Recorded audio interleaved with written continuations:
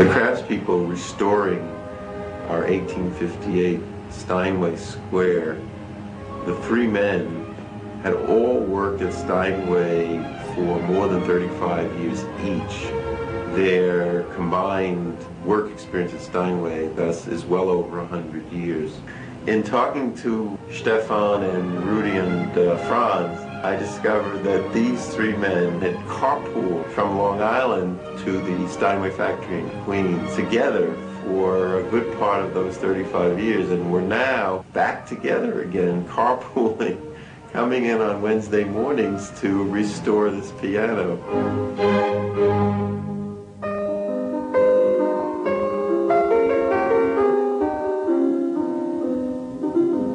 The piano had been living with the Jensen family in Maryland and was brought up to the Steinway piano factory in Queens. It arrived on a cold winter's morning in December of 1993. What was astonishing was when the tractor trailer came around the corner. It was this big red tractor trailer. The truck driver was really the Fred Astaire of truck drivers. He did this amazing three-point turn with this huge truck to back it into the unloading dock. It pulled into the factory and they opened the doors, and it was the only piano in the entire tractor trailer. And I said to the fellow, "Why did you bring such a big truck for this one piano?"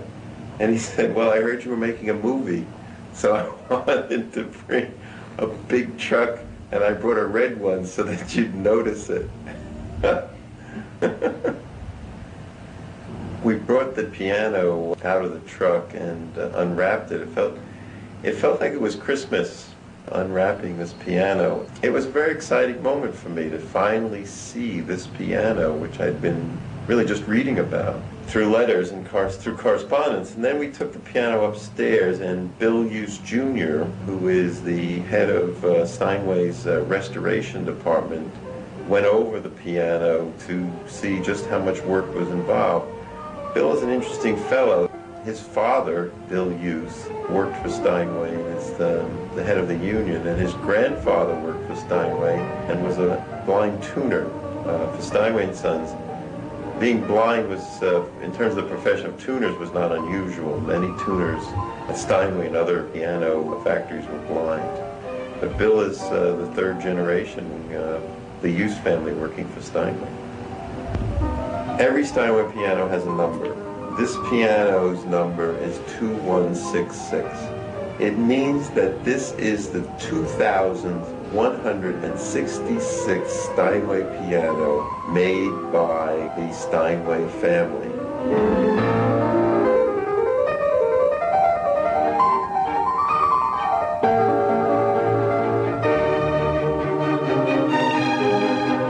This piano traveled over space and time, and it survived.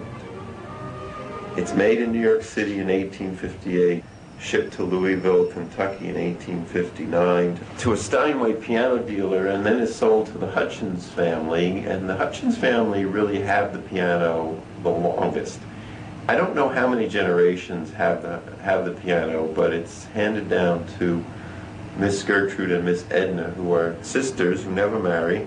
They're teaching Sunday school in Louisville, Kentucky. The story that Miss Edna told about this piano was that during the Civil War, her parents, fearing Confederate soldiers coming through Kentucky, fearing that they would damage the piano because maybe they suspected the Hutchins of having loyalties to the North, they hid the piano. Then when Southern troops came through Kentucky to show loyalties to the South, they played Dixie on the piano. Well, then when the war was over and Northern troops were coming through Kentucky and looting and burning, the Hutchins family loaded the piano into a wagon, covered it with hay, and put it out into a field. And it stayed out in that field for several months and made it through the Civil War. But what remains on the piano today are the remnants of the mice, the field mice that were really biting into the keys There were also some mice trapped inside, and the ivory keys were bitten through by the mice. And when we restored it, Jane Jensen and I insisted that they leave that to show that this was communication to us from the mice of the Civil War period. And I personally felt that we shouldn't repair that, because it would be like repairing the crack in the Liberty Bell, that what makes this piano historic is to show its signs of aging. And I think when you restore a piano, you really don't want to bring it back to being new. You want to highlight what makes it interesting and highlight its history. Anyway, the Hutchins sisters grew old. Gertrude died and Miss Edna lost her sight. So having no relatives, she really looked around for someone to give the piano to.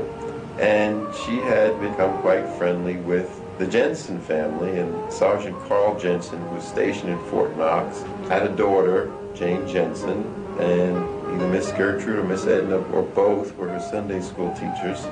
It was 1955, yeah. And they had a small house in a very modest part of town. And it was quite dark and musty, and I was always a little afraid of elderly people, as children will be. And they took me in, and they said, "We have something to show you."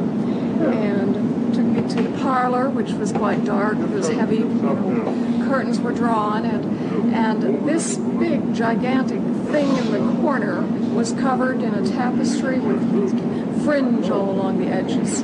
And so they uncovered it and lifted this big lid up, and I sat down and I started to play it. And they were just really moved. And of course I was a small child at the time, but they said, "We haven't heard our piano played in so long."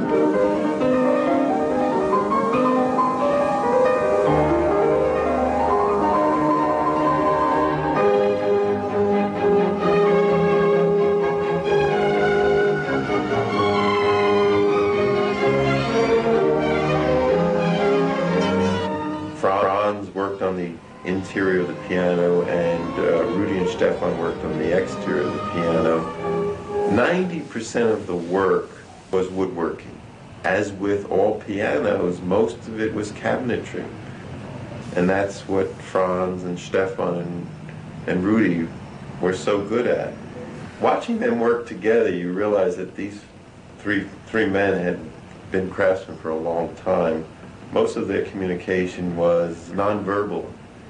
It was all body language, it was movement of a hand, an eye gesture.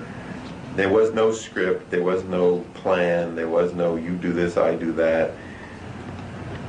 We don't have this on camera, but the first time that Rudy and Franz and Stefan walked into that factory after retirement, it felt like I was walking into Yankee Stadium with Joe DiMaggio, Willie Mays, and Babe Ruth. They were seen as heroes. Workers, no matter race and ethnicity, came flooding over to them to hug them, to cheer them. Work stopped at the factory. And I just felt like I was with a superhero. We were very, very fortunate to find Franz, Stefan, Rudy, and I would add Bill Hughes.